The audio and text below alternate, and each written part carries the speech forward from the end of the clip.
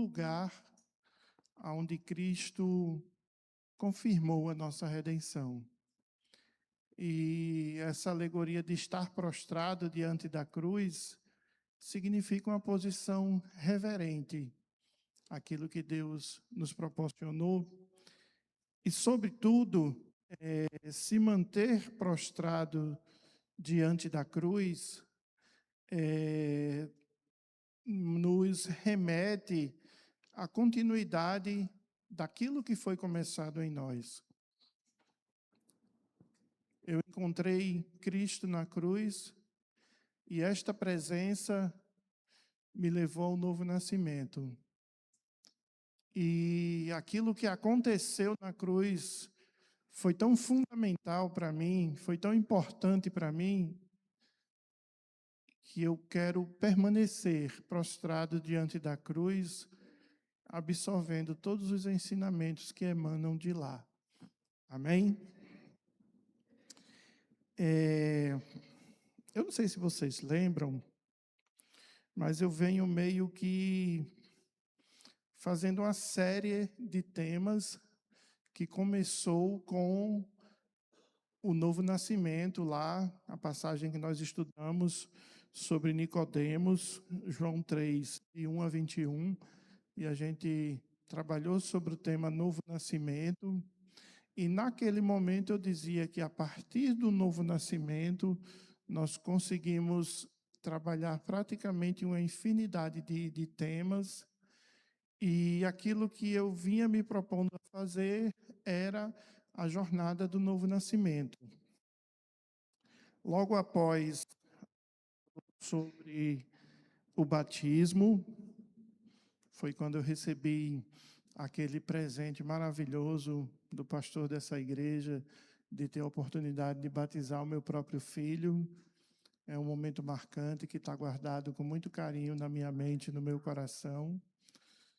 Depois falamos sobre o DNA da nova criatura, que foi a tríade do novo nascimento, com base em 3 a 7 e 2 Coríntios 5 e 17.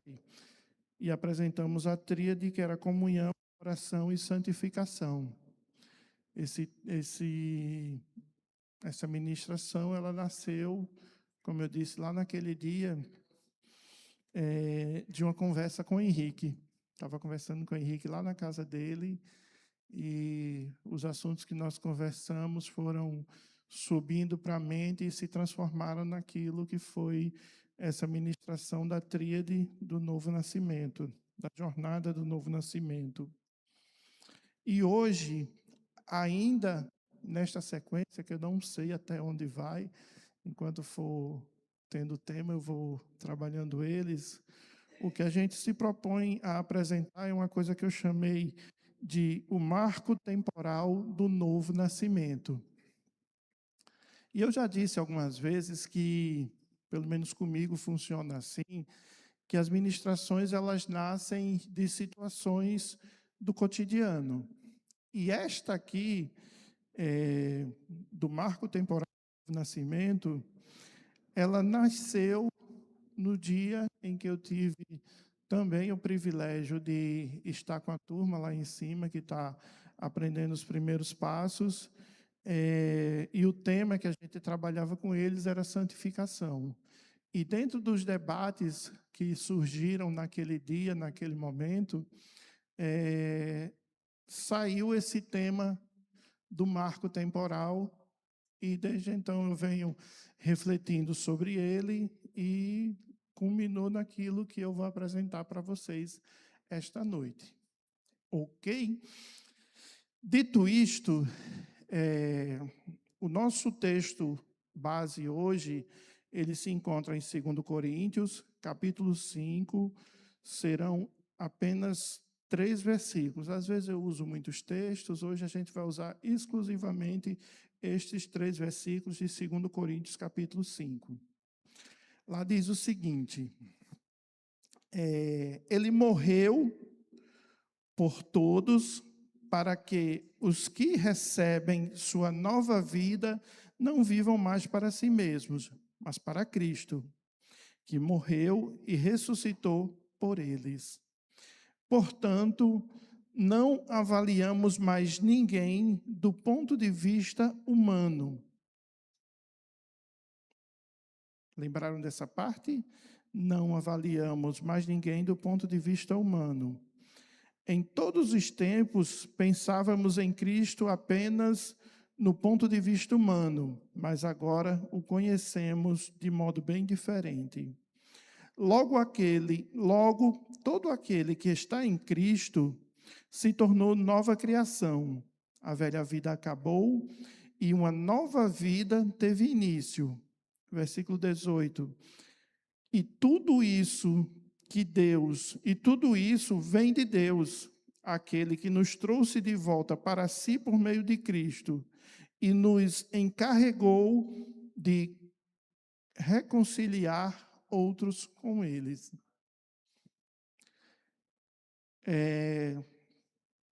Nós lemos 4 versículos, e esses 4 versículos vão se transformar em 4 tópicos, certo? Mas, a princípio, eu quero falar um pouco sobre o que é um marco temporal. E a gente pode trazer muitas alegorias sobre o que representa um marco temporal. Juridicamente, a gente pode dizer que o marco temporal é um momento em que uma lei começa a valer e, daquele ponto em diante, aquilo que é determinado naquela legislação que foi aprovada precisa ser cumprida. E esse marco temporal, ele também pode ser apresentado de muitas outras formas. Este foi apenas um dos exemplos, mas, sei lá, para uma família, o nascimento de um filho pode ser um marco temporal de algumas decisões que estavam sendo represadas há algum tempo, e de repente elas começam a ter fluidez.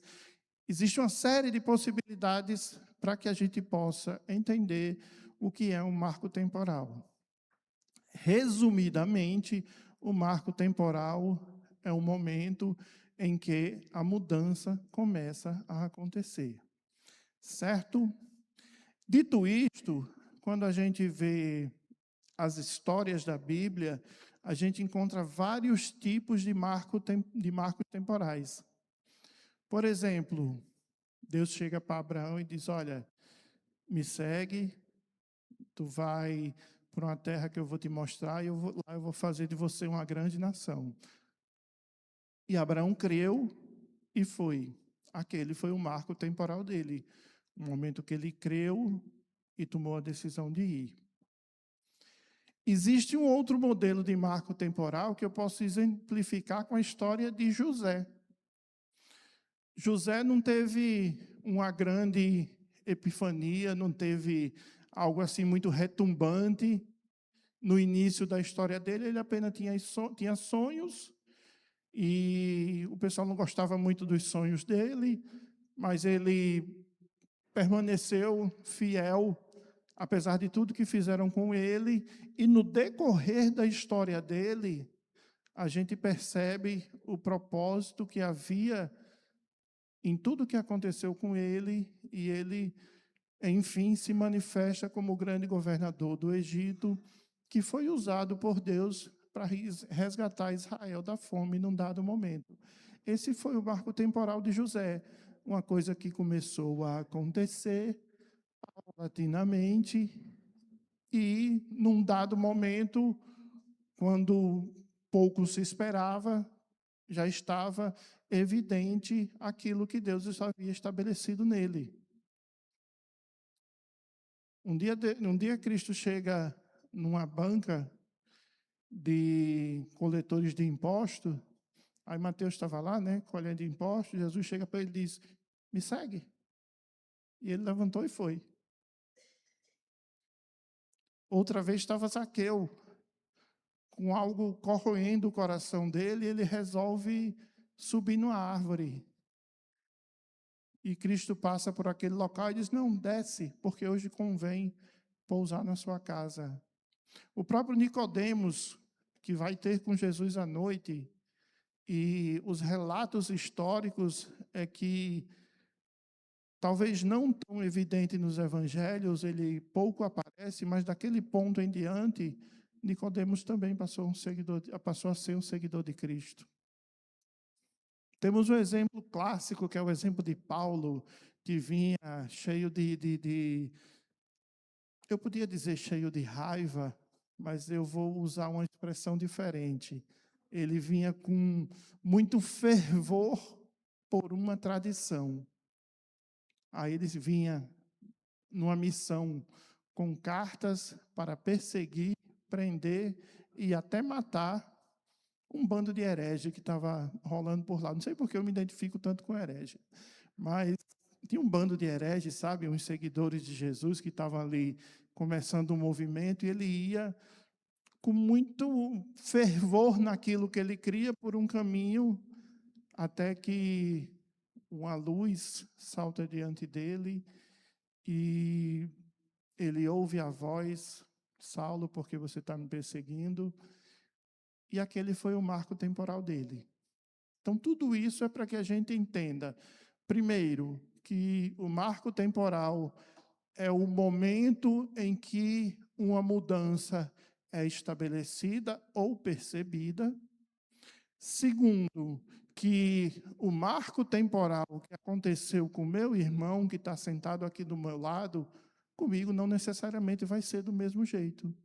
Por quê? Porque Deus trabalha através das nossas peculiaridades. Ok? Então não fique todo mundo esperando que você vá para um caminho no seu cavalo e de repente você caia do cavalo e ouça a voz de Cristo. Nem com todo mundo vai funcionar assim. Com alguns, funciona como funcionou com José, envolvendo ser vendido como escravo, prisão, e por todos os lugares que ele ia, Deus o fazia prosperar, mas vinha perseguição e puxava ele de volta, até que ele se estabeleceu como governador. Então, aquilo que aconteceu com o seu irmão, não aquilo, mas a forma como aconteceu com o seu irmão, não é uma receita de bolo que vai acontecer com você. Ah, irmão, comigo foi assim, venha todo mundo para cá que eu vou dizer como foi, porque comigo foi assim, então com vocês também será. Uma coisa importante para o nosso marco temporal é a decisão do novo nascimento. É a decisão de deixar o Espírito Santo entrar em nós, habitar em nós, e através disso, ele nos transforma. Certo? Na vida espiritual, o novo nascimento é o maior marco temporal da nossa existência. Há um antes e um depois que divide a nossa história. Neste ponto, é fundamental mencionar que somos indivíduos e, por assim sermos, este marco temporal não é uma receita fechada. Ele é fruto da nossa experiência da presença do Espírito Santo em nós. Hoje nós vamos entender o que muda na nossa vida a partir do momento em que cruzamos essa linha divisória estabelecida pela graça de Deus. Ok? E o primeiro ponto que eu quero falar para vocês é que a mudança de senhorio, deixando de viver para si mesmo.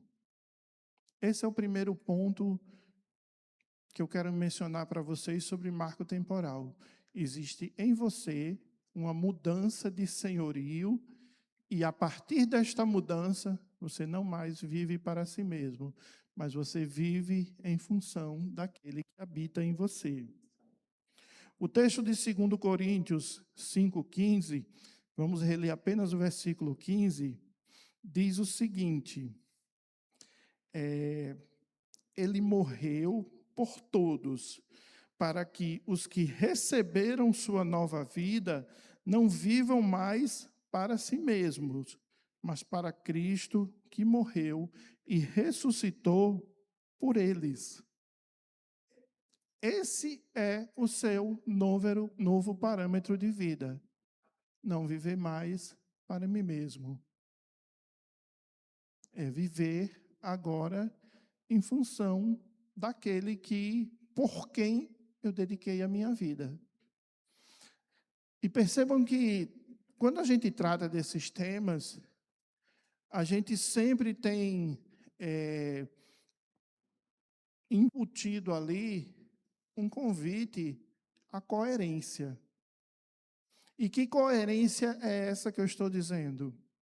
É que, se eu me apresento em todos os lugares como um seguidor de Cristo, o mínimo que se espera de mim é que eu faça todo o esforço que estiver ao meu alcance para ser parecido com Ele. Não é isso? Então, a partir do momento que eu passo pelo novo nascimento, a partir do momento que eu reconheço que está existindo uma mudança na minha vida, então o centro da minha vida deixa de ser eu mesmo, minhas ideias, minhas vontades, minhas paixões, e passa a ser tudo submetido a Cristo.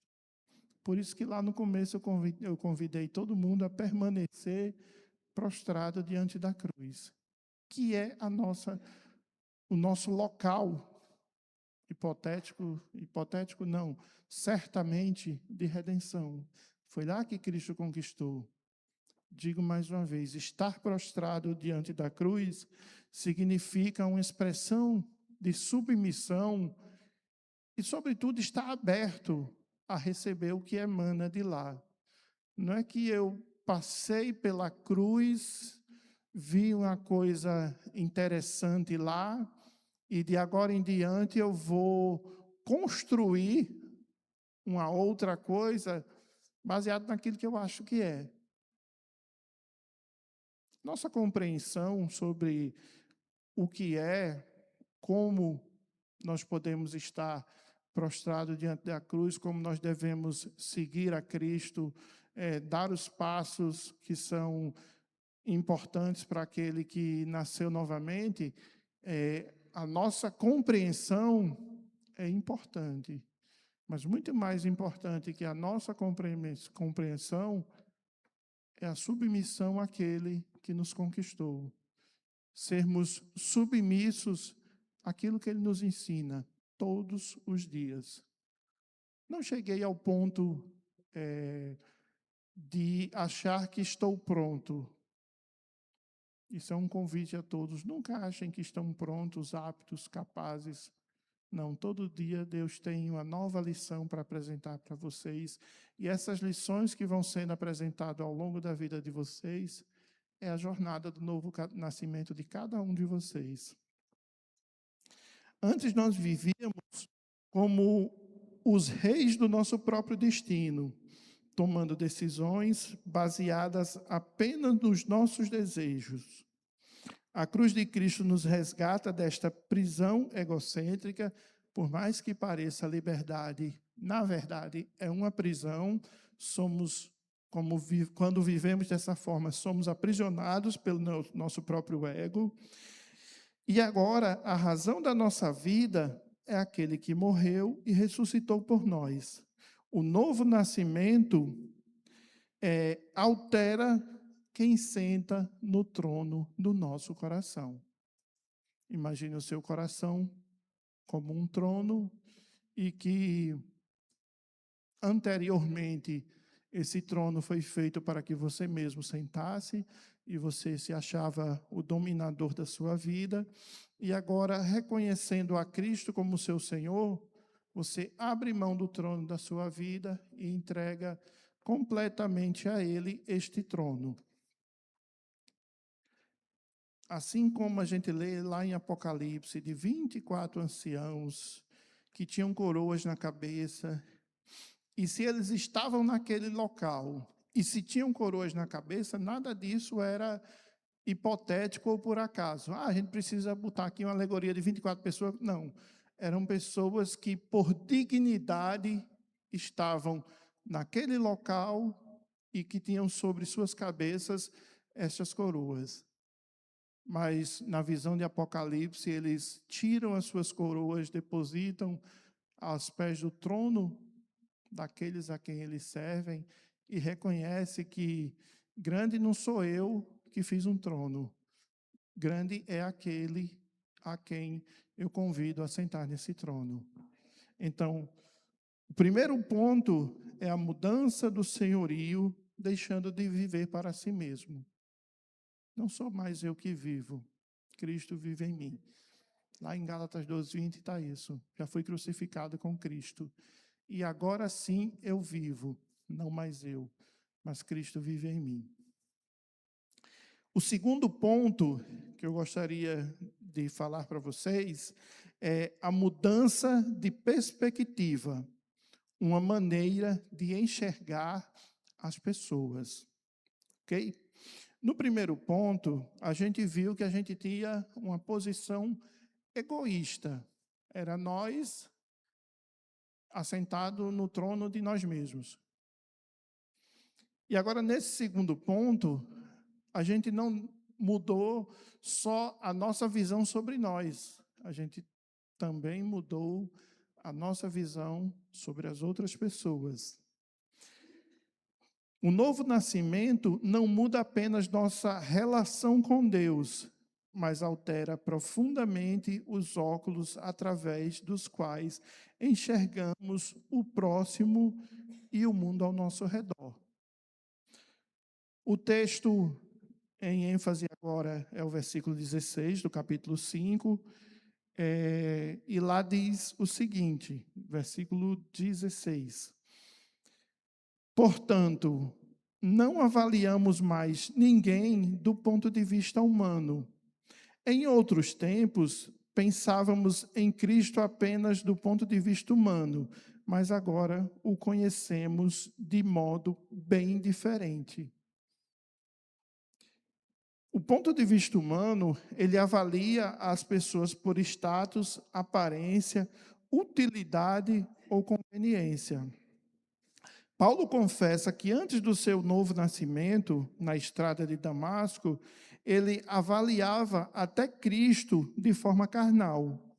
Depois do novo nascimento, passamos a ver as pessoas como almas eternas que precisam do amor e da reconciliação de Deus. E esse é um desafio gigantesco.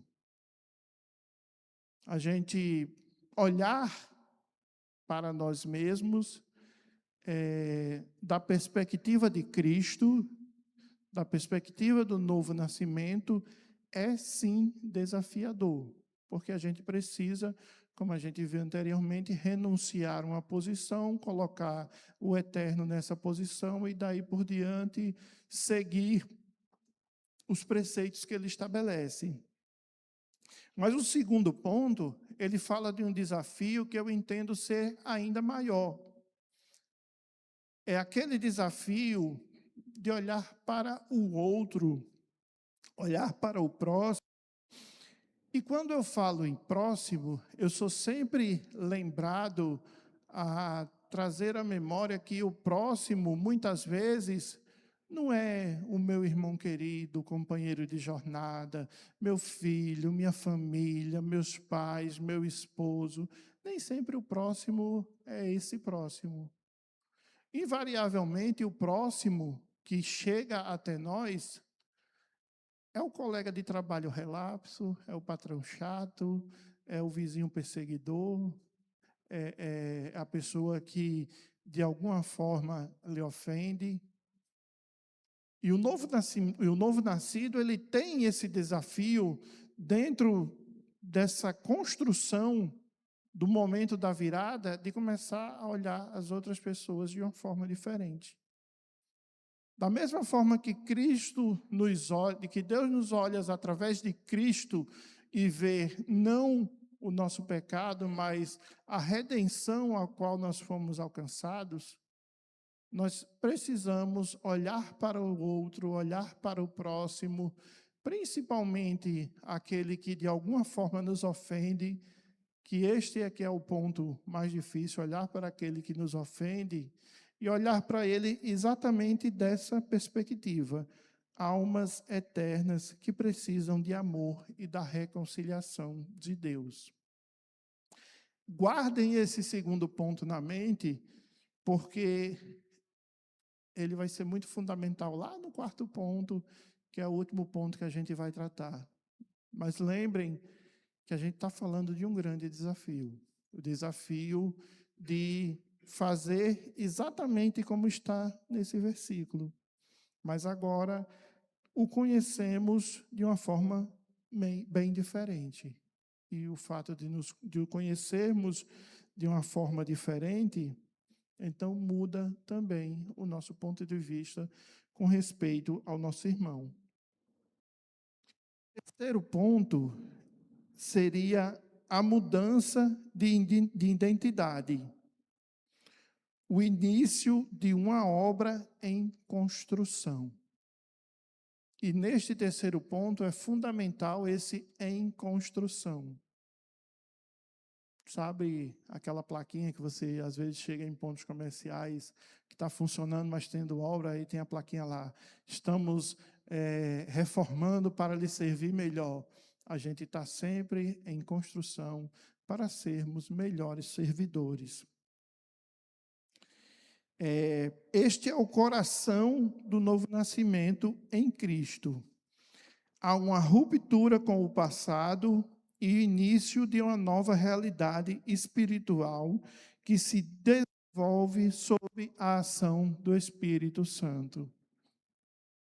Neste terceiro ponto, a gente é convidado a parar de olhar para trás e começarmos a olhar para frente. Por que nós precisamos parar de olhar para trás? Muitas vezes, quando olhamos para trás, nós vemos dias difíceis, erros cometidos, injustiças feitas por nós ou por outros a nós.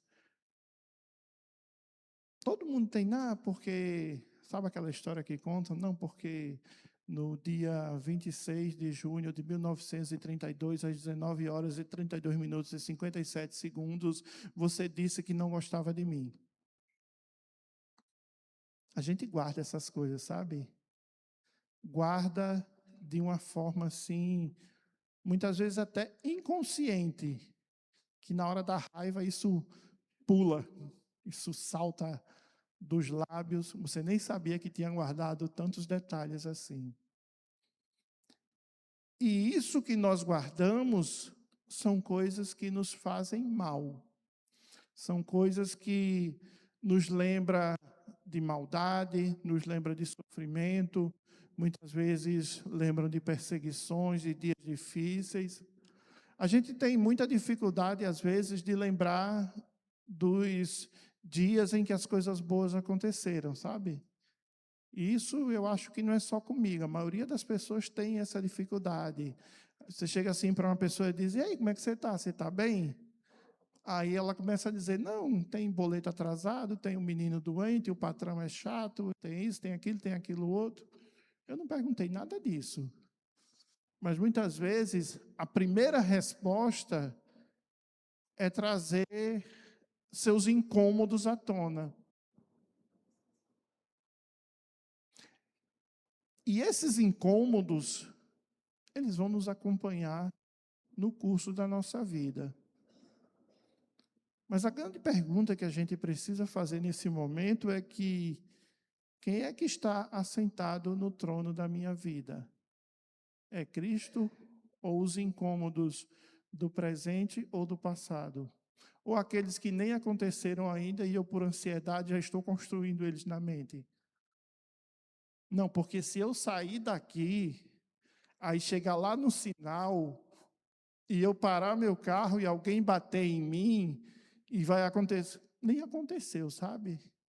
Mas o ansioso, ele tem essa habilidade mórbida de ficar construindo coisas que sequer aconteceram. O ansioso, ele tem dificuldades de construir, digamos assim, um castelo bonito para frente. Ele só constrói um castelo mórbido. Talvez nosso amigo psicólogo explique melhor sobre isso. Mas se a gente fizer uma análise a nós mesmos, a gente vai perceber isso. Nós somos afetados, atacados pela ansiedade, e essa ansiedade nunca diz, não vai dar certo, sabe, aquele problema que você teve, você vai encontrar uma solução e tal. Não, a ansiedade, ela só nos ataca dizendo que vai dar errado, e além de dar errado, você ainda vai quebrar a perna. Ela vai aumentando. Não sei se já me lembra, eu conversando com ele uma vez, eu disse que já existiram várias noites em que eu morri nessas noites devido ao crescimento daquilo que a ansiedade ia fazendo comigo. Eu estava passando por um problema e o problema na minha mente ia crescendo, crescendo, crescendo, crescendo, crescendo, ao ponto de eu morrer naquela noite. No outro dia, amanhecia vivo e seguia de novo, mas passava por esse sentimento. Uma frase que eu costumo usar é que o ansioso ele nunca lida com problemas pequenos, ele só lida com hecatombes, o fim do mundo. Mas a gente agora está sendo convidado a uma mudança de identidade. Lembro mais uma vez que no início eu convidei a todos a permanecerem prostrados diante da cruz.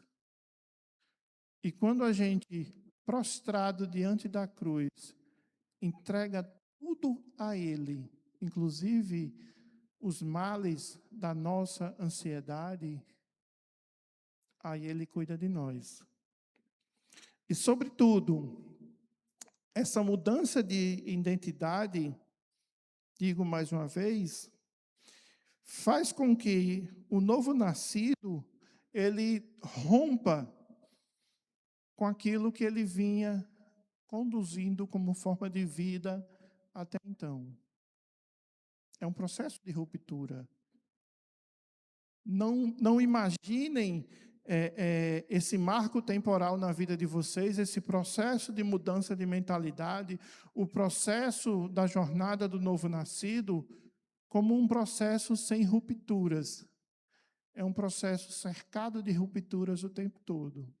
Porque o tempo todo a nossa mente e tudo que acontece ao nosso redor tenta nos trazer para o plano terrestre, em que nós somos submissos, escravos, somos a consequência de coisas que aconteceram, mas nós não somos consequência de coisas que aconteceram. Nós somos resgatados por Cristo na sua cruz. É isso que foi conquistado para nós. É este ponto de mudança, é esse ponto de virada.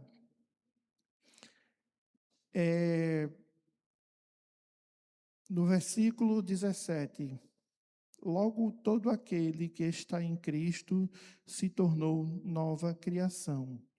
A velha vida acabou e uma nova vida teve início. Se a nova vida acabou e uma nova vida teve início, percebam que a gente precisa, eu falei anteriormente sobre coerência, precisamos viver de forma coerentes com a nova vida. Mas não se engane, os resquícios da sua velha vida vão ficar o tempo todo tentando ressuscitar. Eu gosto de alguns filmes especificamente, sabe? E eu gosto muito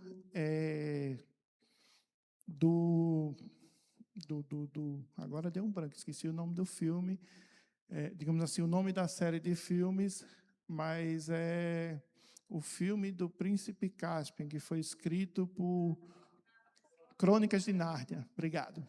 Eu gosto muito das Crônicas de Nárnia, gosto tanto que esqueci. Mas vamos lá. Se você quiser aprender, assim, de verdade, sobre redenção, você assiste o primeiro. Perfeito. Se você quiser ver como a nossa velha vida fica tentando ressuscitar, aí você assiste o segundo, que tem uma personagem lá, que é do mal, que no segundo filme, ela tenta ressuscitar com todas as forças e estava quase convencendo um dos personagens a ressuscitar, e o que sofreu no primeiro filme vai lá e quebra. Ele nasceu de novo, sabe? Ele aprendeu sobre redenção no primeiro e disse, não, isso aí não dá certo não, e encerra o assunto. Vocês assistem o filme, eu não vou contar mais detalhes não. Mas isso é só uma forma de vocês perceberem que o tempo todo a nossa velha vida vai ficar tentando ressuscitar. E assim como no filme lá das Crônicas de Nárnia, ela aparece na forma de uma bruxa malévola, sabe? Aquela com verruga do nariz, tentando dominar outra pessoa para ver se ela ressuscita. E depende de nós dizermos não. Eu é quem já ressuscitei agora com Cristo. Não mais vivo, mas agora é Cristo quem vive em mim. Então eu posso até passar pelas mesmas coisas que eu passei no passado, mas o meu ponto de vista, as minhas decisões e os desdobramentos agora serão diferentes. Agora serão os pontos de vista, as decisões e os desdobramentos daquele que nasceu de novo e está prostrado diante da cruz. Amém? A experiência do novo nascimento, para alguns, esse marco temporal acontece como uma grande epifania, ou um momento de forte emoção. Um dia marcados por um impacto profundo, como a conversão de Paulo. Para outros, este marco não é um raio num dia de sol, mas algo que vai brotando silenciosamente, crescendo no coração como uma semente, até que se perceba que tudo mudou. Como é que está acontecendo na sua vida? E é importante que aconteça. Algumas pessoas contam seu testemunho de momento que foram tocadas por Deus e que choraram e que se entregaram e que daí por diante começaram a percorrer essa jornada. Alguns outros não, alguns outros chegam assim timidamente, às vezes até ceticamente. Não, eu vou ali, sei lá, eu vou com a minha esposa, eu vou com meu esposo, eu vou porque me chamaram, mas eu nem acredito naquilo. E vai chegando, e vai ficando, vai aprendendo, vai ouvindo. Daqui a pouco nasceu de novo e nem viu. Eu já vi isso acontecer. Eu vejo isso acontecer todos os dias. Houve uma época no passado, nem sempre as igrejas evangélicas tinham aquela tradição de, ao final do culto, chamar alguém para levantar a mão e se entregar a Jesus. Não existia essa adesão. De um dado momento da história para frente, foi que isso começou a acontecer. Mas em uma época um pouco mais remota da rapaz, eu estou esquecendo todas as palavras hoje, mas vamos lá. Numa época um pouco mais remota da reforma, não existia essa coisa do levante a mão e venha. Não, existiam pessoas que se reuniam, ensinavam, pregavam, mostravam, e as pessoas iam aderindo. E essa pessoa que ia aderindo, ia chegando, ia repetindo, ia continuando, e o evangelho ia crescendo nelas até que o novo nascimento brotava. Qual é a fórmula que está acontecendo em você? Porque finda que, para nós, a fórmula como está acontecendo em nós é importante.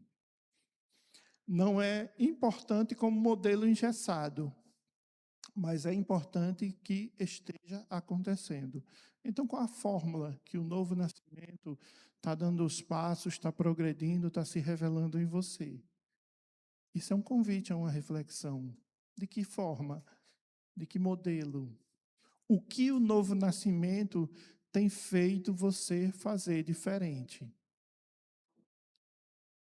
Se é só a roupa e o cabelo penteadinho, não é novo nascimento, é religião. A religião, ela pasteuriza as coisas e transforma em modelos assim bem travados. Mas se você, por causa da sua relação com o Espírito Santo que habita em você, tem dado passos diferentes em direção a uma mudança, isso é o novo nascimento caminhando dentro de você. E o tempo todo, ao longo dessa série, a gente está trabalhando com a jornada do novo nascido. Então, se você nasceu de novo, não sou eu que vou dizer, não é ninguém que vai dizer, é o Espírito Santo que habita em você, que vai lhe dar a paz, a tranquilidade e a serenidade de dizer com toda a singeleza de coração: eu nasci de novo.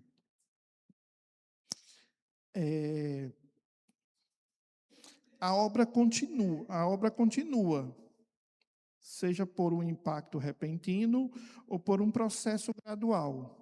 O marco temporal nunca significa uma obra pronta. Nós somos uma nova criação que está sempre em construção. O Espírito Santo habita em nós para nos transformar dia após dia. O passado perdeu o poder de nos definir. Isso é importante. O passado perdeu o poder de nos definir. O nosso presente está sendo moldado continuamente pelo Consolador. Consolador, o Espírito Santo do próprio Deus que habita em vocês. Vocês não são mais definidos pelos seus atos do passado. Vocês não são mais definidos por erros ou pseudo-acertos do passado. Vocês agora são definidos, reconhecidos como seguidores de Cristo. Aquele em quem o Espírito habita no coração e clama constantemente, Abba Pai. Clamar Abba Pai significa implantar em cada um de vocês a condição de filhos. Amém? Quarto ponto, a mudança de propósito. Uma coisa que a gente ouve muitas vezes e continua ouvindo ao longo do tempo, algumas pessoas que dizem: não, eu não sei qual é o meu chamado, eu não sei qual é a minha missão, eu não sei para que Cristo me chamou, para que eu fui comissionado. Existem muitos chamados e missões, existem muitas tarefas a serem feitas, mas existe um chamado e uma missão que é comum a todos aqueles que nasceram de novo. Então, se você não tem chamado, se você não tem missão, a partir de hoje você sai daqui com um chamado e uma missão, certo? Este chamado e esta missão, quem passou pelo marco do novo nascimento e experimenta essa obra contínua do Espírito Santo, não recebe a graça para guardá-la em egoísmo. Lembra que eu falei lá no ponto 2 que a gente muda a nossa percepção das outras pessoas? O nosso chamado está ligado a isso. Aquele que recebe o Espírito Santo não recebe a graça para guardá-la em egoísmo. O transformado se torna em um cooperador de Deus. Chamada e missão para vocês. Onde é que isso está escrito? Lá no versículo 18. Versículo 18 diz: e tudo isso vem de Deus, aquele que nos trouxe de volta para si mesmo, para si, por meio de Cristo, e nos encarregou de reconciliar outros com Ele. Está aí o seu chamado, está aí a sua missão. Quem não tinha chamado, quem não tinha missão, agora já sai com a sua tarefinha debaixo do braço para fazer ao longo da vida. Você pode até desenvolver outros papéis aqui na nossa comunidade de fé, cuidar de crianças, de jovens, de adolescentes, pregar, arrumar, limpar, aconselhar, orar, fazer tudo. Que são outras coisas que a gente pode fazer como missão. Mas a nossa missão primaz está aqui descrita neste versículo: reconciliar outros com Ele. Vocês não só são novos nascidos, mas vocês também são arautos do novo nascimento. São pessoas que pregam por palavras, são pessoas que pregam por modelo de vida, são pessoas que pregam por confissão. Esse é o motivo do nosso chamado. Essa é a nossa razão. Estamos aqui para isso. Ninguém mais está sem chamado. Quem estava aguardando um momento de reconhecer o seu chamado para começar a exercer, deem graças a Deus porque esse momento chegou. O chamado está esclarecido e está posto. Todos vocês agora têm uma missão. Deus nos reconciliou com Ele e nos entregou uma tarefa. Marquinhos vai gostar dessa frase. Ele nos entregou uma tarefa, o ministério da reconciliação.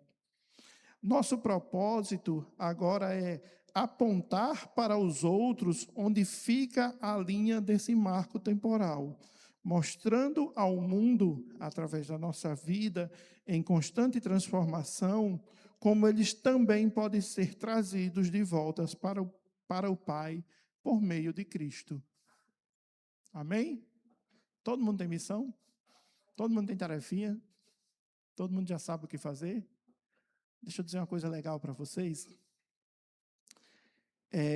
Muitas vezes a gente recebe tarefas para fazer e a gente não recebe a orientação correta de como fazer. No trabalho mesmo, essa semana eu recebi um novo procedimento que a gente tinha que fazer, aí recebi um passo a passo. Não dava tempo de fazer uma reunião com todo mundo explicando, aí me deram um passo a passo escrito de como executar aquela tarefa. Aí eu sentei na frente do computador, peguei o passo a passo e comecei a fazer, e chega uma hora que o que estava escrito não batia com o que eu estava vendo na tela.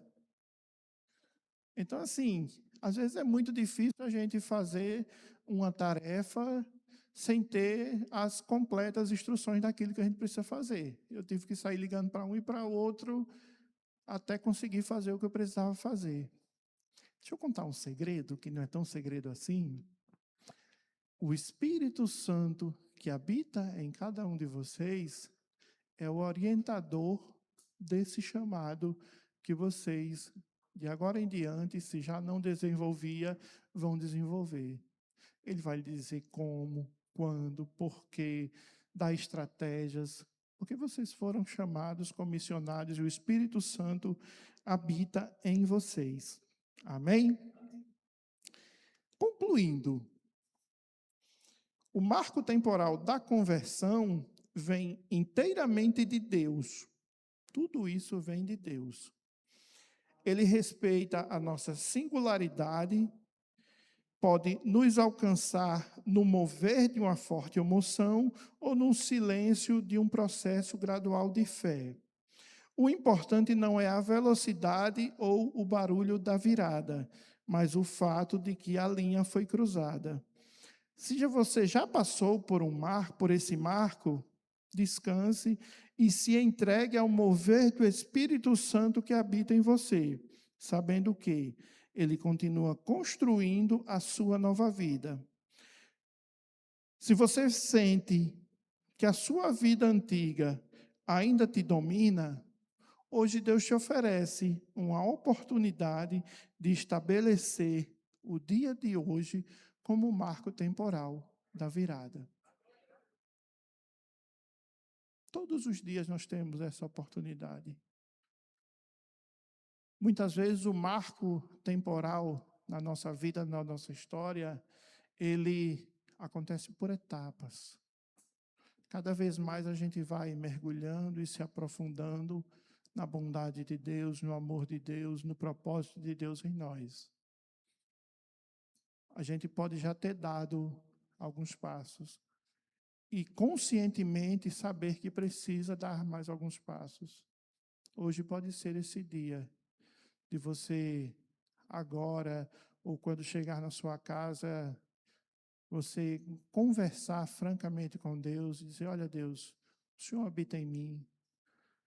As mudanças que já aconteceram na minha jornada, na minha trajetória, são nítidas, mas o Senhor tem me feito sentir que eu preciso dar mais alguns passos. Então me conduz nesses passos. Se você tem dúvida de que essa mudança começou a acontecer em você, então hoje pode ser o primeiro passo desse marco temporal. Mas é fundamental que você saiba, o seu ponto de partida é a cruz de Cristo, aonde você simbolicamente está curvado nesse momento diante dela. E a partir deste ponto de partida, você não está só na sua jornada. Deus tem a presença do Espírito em você, lhe incentivando, lhe mostrando erros e acertos, lhe dando direções, mas, sobretudo, não abra mão. Não abra mão de decidir. Não seja mais consequência dos seus atos do passado. O seu passado findou em Cristo. De Cristo para frente, você é novo nascido, você é nova criatura. Que o Espírito Santo de Deus, que habita em vocês, faça com que essas simples palavras frutifiquem no coração de vocês. E esse fruto que vai brotar no coração de vocês sirva de alimento, não só para vocês, dando força e energia para a sua jornada, mas também para que todos aqueles que chegarem até você também se alimentem desse fruto e sejam incentivados a seguir o Evangelho de Cristo. Amém?